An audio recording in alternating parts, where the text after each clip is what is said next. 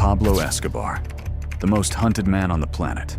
A man who ran communications like a military operation. A man who changed safe houses every 24 hours. A man who had informants inside the agencies hunting him. And on his last day alive, he stayed on the phone for 17 minutes straight. Was that a mistake? Or was it a choice? Because when you look at the forensic evidence, the wound placement, the weapon, the eyewitness contradictions, the official story starts to crack. The Colombian government said their forces took him down. His own son says differently. This is the last 78 minutes of Pablo Escobar's life, and the most famous kill shot in law enforcement history might be a photo op staged over a corpse. Let's go. To understand December 2nd, you need to understand what the Search Bloc actually was. This wasn't a standard police operation. The Search Bloc was a joint task force. Colombian National Police, elite CNP units, and embedded DEA advisors. American advisors, with American equipment, specifically Sky Tracker direction finding technology. Mobile antenna arrays that could triangulate a radio or cell signal down to a single city block. Escobar had evaded them for 499 days since his escape from La Catedral prison. He moved constantly. He rotated between safe houses in the barrios of Medellin, neighborhoods where he was still worshipped, where locals wouldn't talk. He was disciplined about communications. Never too long. Never from the same location twice. So why was he in Los Olivos? A quiet, residential, middle-class neighborhood. Not a barrio loyal to him. Not a fortress. A second-floor apartment on a street with no exit strategy.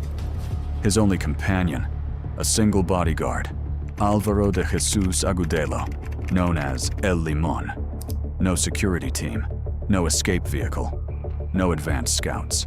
For a man who'd spent 15 months running one of the most sophisticated evasion operations in criminal history, this setup looks less like a safe house and more like a place to end things quietly. On December 2nd, he calls his son, then his wife. The Sky Tracker locks in. 17 minutes. The signal doesn't move.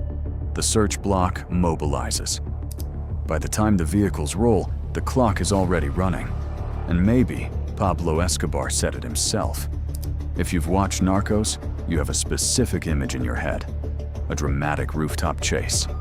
Wagner Moura as Escobar, barefoot in a floral shirt, running across terracotta tiles, exchanging fire with the cops below. A cinematic takedown. Clean. Heroic. Final. Here's what the actual scene reports say. The Search Bloc arrives and surrounds the building. They announce themselves. A firefight breaks out. That part is real.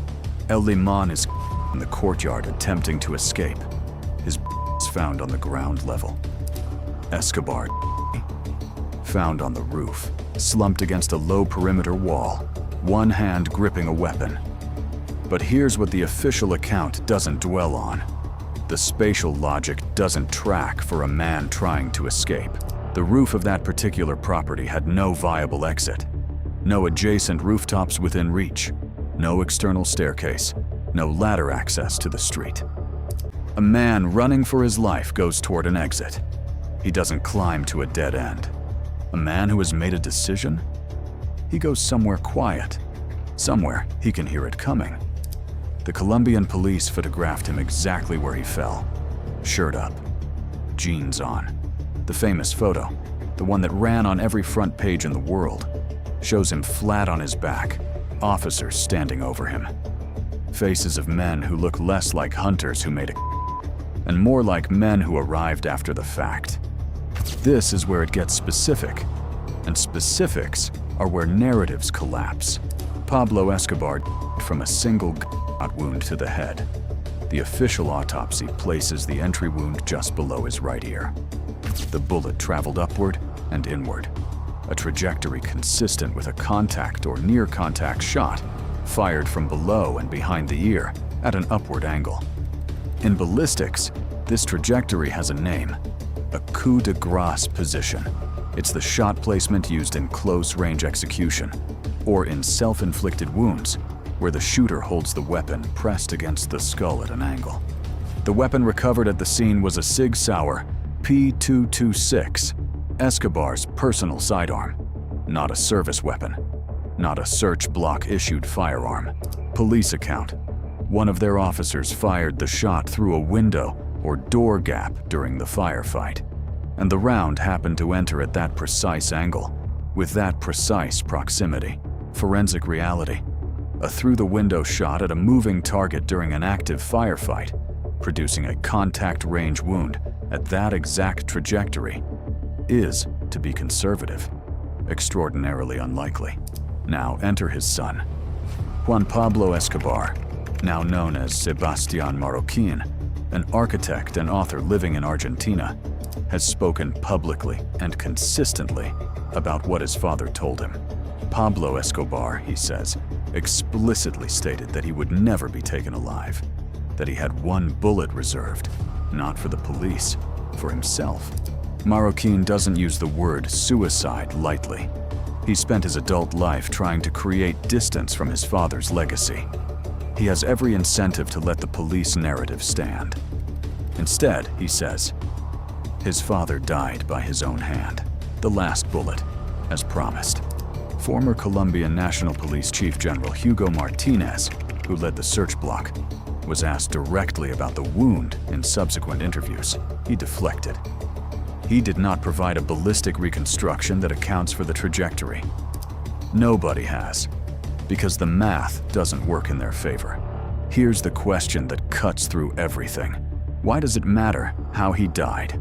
Because it matters enormously to the institutions that built their identity around killing him. In 1993, Colombia was 3 years deep into a state of open war with Escobar. He had bombed civilian aircraft, assassinated presidential candidates, detonated car bombs in Bogotá. The Colombian state had suffered a humiliation so deep it was existential. The world's most wanted man had turned himself in, built his own prison, run his operations from inside it, then walked out. The DEA and US government had invested resources, personnel, and political capital into the hunt. The Clinton administration needed a win in the war on drugs that was coherent and telegenic. A suicide doesn't give you that. A suicide means Pablo Escobar dictated the terms of his own death. It means he chose the moment. It means the Search Bloc, for all its Sky Tracker arrays and DEA support, arrived to find a man who had already settled his account with the world on his own schedule. That image, his body on the roof, police standing over him, was transmitted globally within hours. It ran on front pages from Bogotá to New York to Madrid. It was the visual punctuation mark on a decade of narco terror. The photo needed to communicate one thing: we got him. Not, we found him after he made a decision you'll never fully understand. There's precedent for this kind of narrative management. Law enforcement agencies, at every level, in every country, frame outcomes to serve institutional legitimacy. It's not a conspiracy. It's institutional behavior. Nobody needed to make a phone call and coordinate a cover-up. The incentive structure made the story write itself. And the one man who could definitively contradict it, his son, has been saying the same thing for 20 years. Not loudly, not as a grievance, as a statement of fact about who his father was and what he said he would do. Escobar stayed on that phone long enough to be found. He was in a location with no exit. He died from a single gunshot, whose trajectory forensic experts have described as consistent with self-infliction. His personal weapon was at the scene. His son, the person who knew him, says he always intended this end. What we don't know, whether any Search Bloc officer fired the final shot, whether the wound was the result of a firefight round that defied probability, or the last act of a man who refused to give his enemies the satisfaction of doing it themselves. The Colombian government declared victory. The DEA handed out commemorative coins. The photograph went into history books, and Pablo Escobar, The man who spent his entire life controlling the narrative may have controlled the last one too. That's the detail that doesn't go away.